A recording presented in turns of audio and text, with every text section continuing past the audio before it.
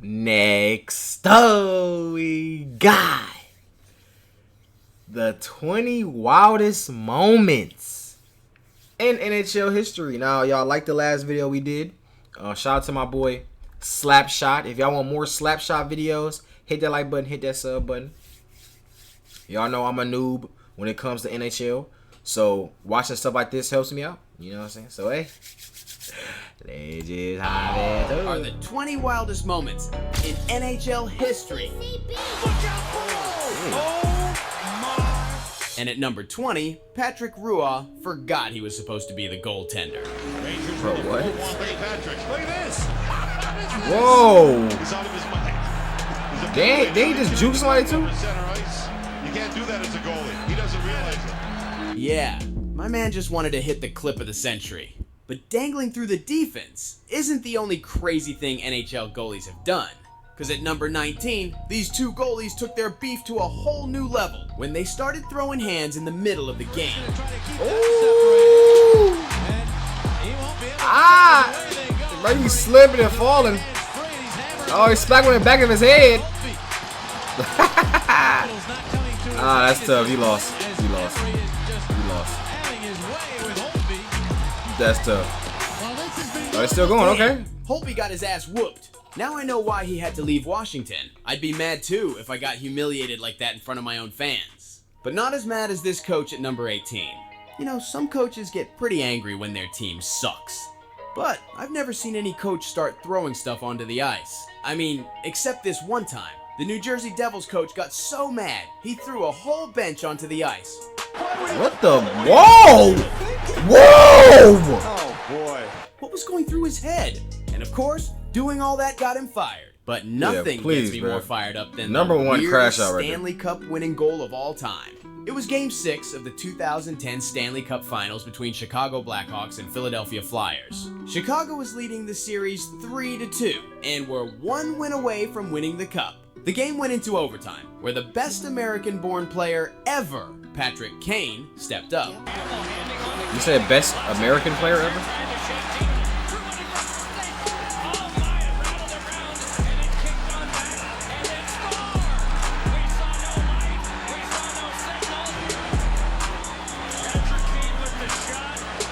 Oh, he definitely scored.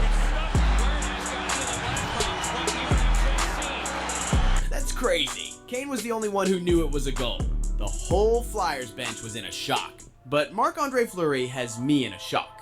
Because he's been acting out recently. You know, Fleury has always been kind of weird. And that's why he's one of the most loved goalies in the league.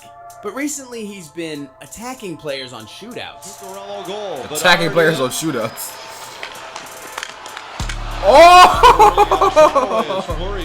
Yo! Well, is that legal? Oh, again, just great patience there by Marc-Andre Fleury. He did not bite for the fake shot here.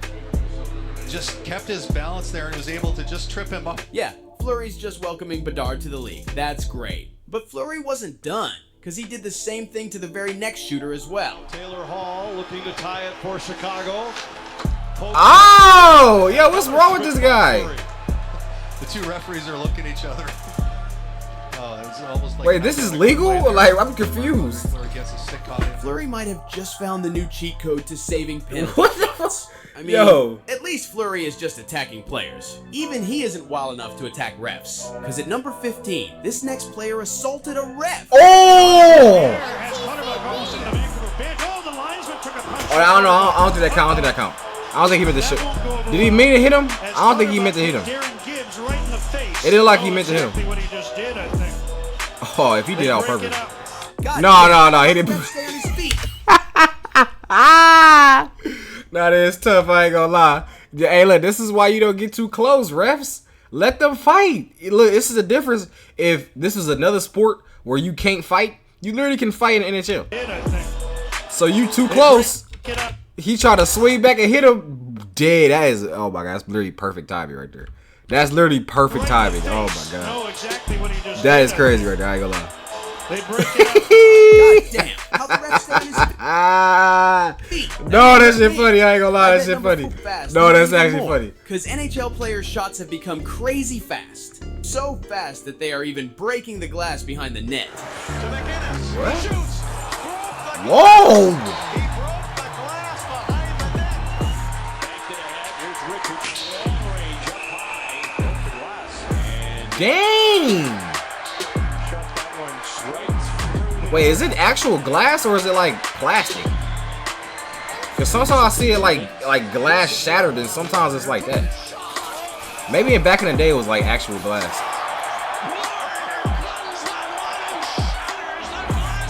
That's crazy. I don't know. Damn, my man almost gave the announcer a stroke with that laser. That's wild, but not as wild as the Flyers mascot. Yeah, this guy.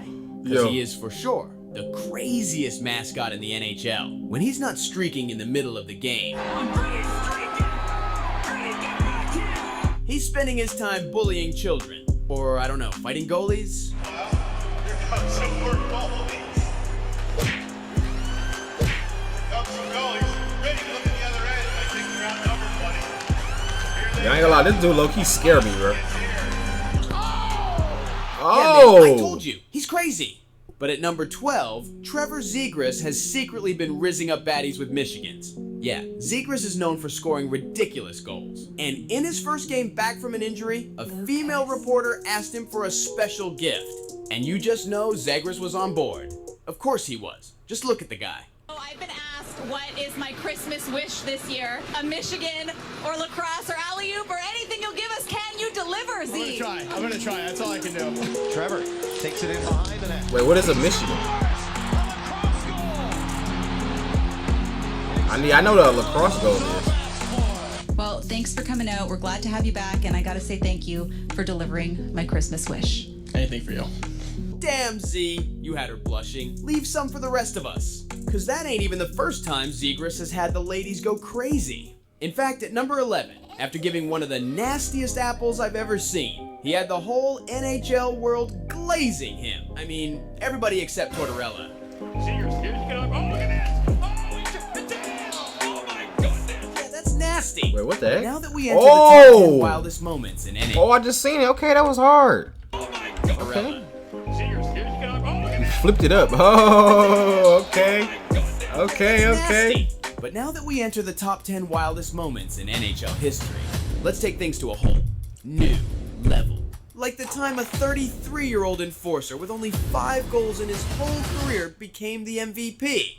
Yeah. In 2016, the NHL decided to open the All-Star Game fan voting, which meant that fans all around the world could now decide who got into the All-Star Game. And as a prank, fans all around the globe had an idea to vote a 6'8" enforcer, John Scott, who was only known for fighting, to the All-Star Game. And even though Bettman and the NHL hated it, Scott received the most votes of all the players, and therefore was selected as the Team Pacific captain. The fans were hyped as the prank actually went through, but nobody could have guessed what happened next. But not as wild as number 9. Cause an NHL game was played in the middle of the night. Yeah, it was What? a normal Thursday night. Forgot And to the pay a light game one bill? of the series between Hurricanes and Panthers just started. Oh, that arena was nice. packed, and nobody knew they'd be witnessing history tonight. Cause this game would be one of the longest ever recorded in NHL history.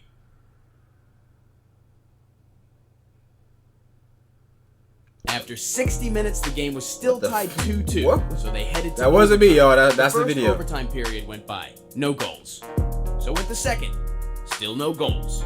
And the same story continued throughout the third overtime as well. OT? These fans were literally sleeping in their seats. Nobody just couldn't find the back of the net. And when there was Bro a fell minute asleep, left it's in the insane. fourth overtime, everybody started to think that the game would never end. But then, a mouthguard chewing kid rose from the shadows and ended the game Mouthguard with chewing 12 seconds left in the fourth overtime. I heard that somebody told me it was a stat like in NHL. I don't know if it's in the playoffs or something. Maybe, I don't know. But I remember somebody telling me like the games can't. It was either the games can go on forever or the games stop at a certain point in time. Like maybe they can't. Like they stop after so many OTs. It was either or. I forget. But I remember somebody telling me that was like, I think it was that the games could keep going forever. I think that was it. I think that was the thing. Let me know in the comments. So can games literally just go on forever? Like, if no one scored, then the game's just going to keep going. Like, you know, they're not going to just end the game because it's no ties. I guess there's no ties. Let me know in the comments.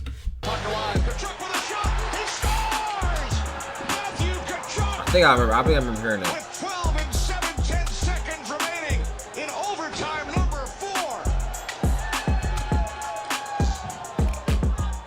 4. It was 2 a.m. and the game had lasted over 6 hours. 2 a.m.? Imagine being one of those Hurricanes fans.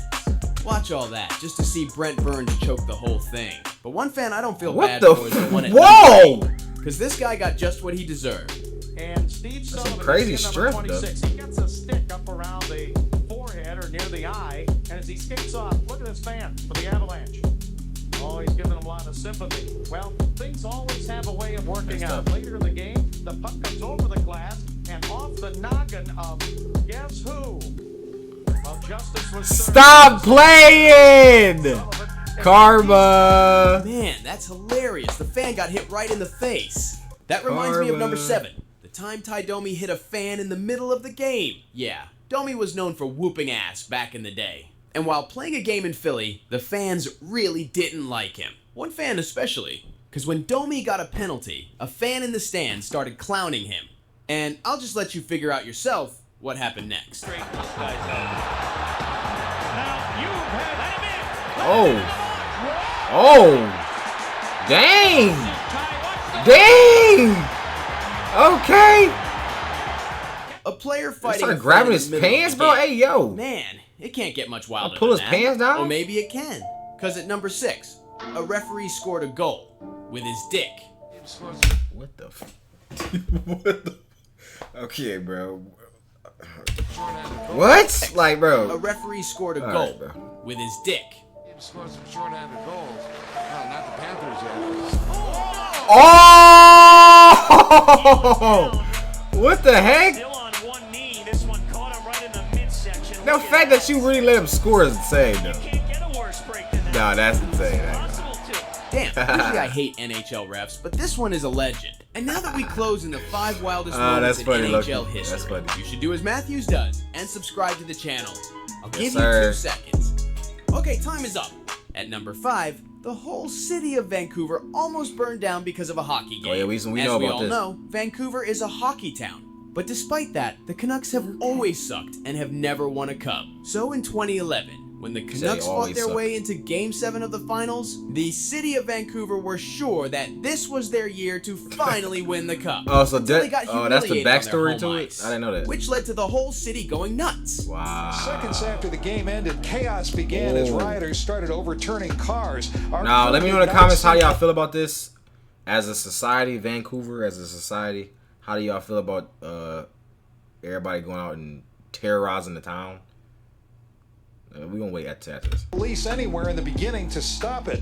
As the anger over the loss to the Boston Bruins heated up, rioters set fire to the overturned cars, That's crazy, and eventually riot police did move in. Now, police had closed the major bridges into downtown Vancouver during the height of the riot so that people could not get into the heart of the city. Those bridges were reopened by about 2:30 when we arrived in town. We did see in the last hour or so a number of Look at this, overturned bro. cars still on the street. We did see quite a lot of broken glass, windows broken out of department stores and I banks forget, what was they downtown. mad about? People Is are what they already mad at the starting to team? clean up, though, and Are they glass burning from dogs? Yeah, that's crazy. But what's even crazier to me is that No, we got to talk about this.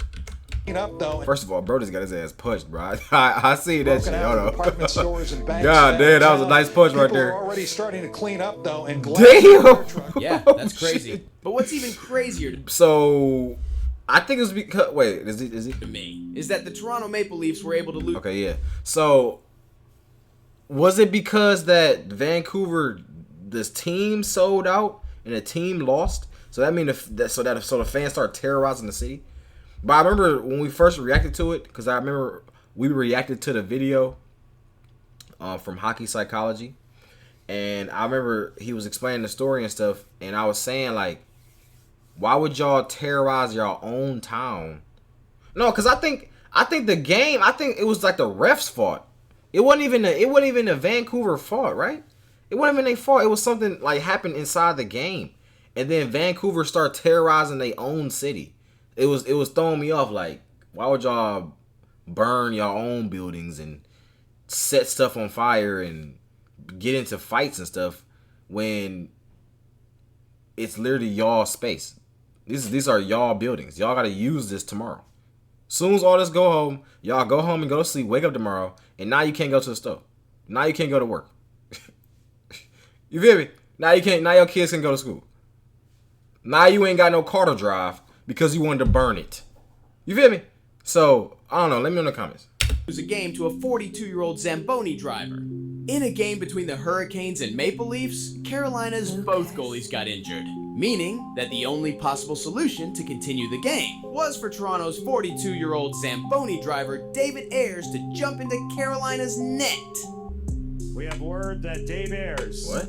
42 years of age, emergency support goaltender. W. According to the reports, the highest Say level of jump hockey to the he has net. played is Junior B, which is a step below Junior A, which is a step below Major Junior. Ayres out to play it.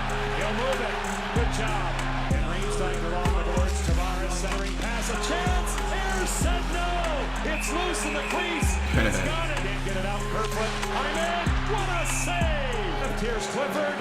W. He's the And best of course, goalie you the ever Leafs had. fans were mad. The Toronto Maple Leafs lost an actual National Hockey League game to a 42-year-old Zamboni driver who works for them! Hey man, chill out. It was an unforgettable moment for Ayres. Another unforgettable moment was number 3, when the Sabres Jumbotron fell from the ceiling That's and what I gotta see crashed right here. onto the center ice. It But was ain't a nobody game was day in playing. Buffalo between the Sabres and Bruins. After the teams had finished their morning skates, a cable snapped on the 40,000-pound scoreboard, sending it flying straight to the ice. Luckily, nobody was on the center ice at the time and wasn't hurt. Buffalo was forced to play the next 2 weeks without a Jumbotron before getting it replaced with a new one. But that isn't even the only crazy thing snap. happened in Buffalo. Matthews. I mean, at number 2, the Sabres literally drafted a player that didn't exist. The Sabres Bro, front what? office were tired of the draft being so long. So these guys decided to troll everyone and draft a made-up Japanese player, Taro Chusimoto, as their 11th round pick. It was excruciating. I can't stand this anymore. I said, why don't we draft somebody that doesn't exist? That'll drive me crazy. Chusimoto. Well, no one ever heard of him. Of course. We vowed Yeah, not of course. to tell anybody that it was a joke. Man, I would have wanted to see that draft with my own eyes. But something you definitely want to see is the wildest comeback in NHL history at number 1. Steffen steals and he'll ice it. Oh yeah, we know about that. He was gonna. Hemsky's loose. Hemsky, he scored. Can you believe what we just saw? It's the most ridiculous thing I've ever seen. Patrick Steffen, you should be embarrassed for what you just did. Bro said you should be embarrassed. Oh God, you know. You should be embarrassed, bro. You should be embarrassed, for sure. That's the most embarrassing thing I've seen on the National Hockey League ice. I didn't even know it was possible to miss an empty netter that badly. Oh, I see what happened. It popped up at the end. I see what happened. I didn't even know it was possible. But this is why you never, just because you have something easy, you don't take it for granted, bro. Especially in a clutch situations, you still make sure, you know. Like that would be the only thing on my mind. If I were in this situation, I'd be like, okay, everything too easy right now. You know, let me make sure. Like, even if this is an easy, empty net goal, I'm still gonna make sure. I'm gonna overly make sure I score this, just because I know how shit goes. I know how this shit works. I'm not gonna be, oh, I got an easy net. Okay, I'm finna just relax, look all sweet, make sure the hoes watching. You know what I'm saying? No, bro. But I see what happened. Look, this is exactly what happens. You trying to be all sweet and try to relax the daisical, and the puck literally popped up. Like, that's just how shit works. Just literally randomly pops up. You see it, look. Just randomly pops up, and now you lost control. Netter that badly. But something you definitely don't want to miss.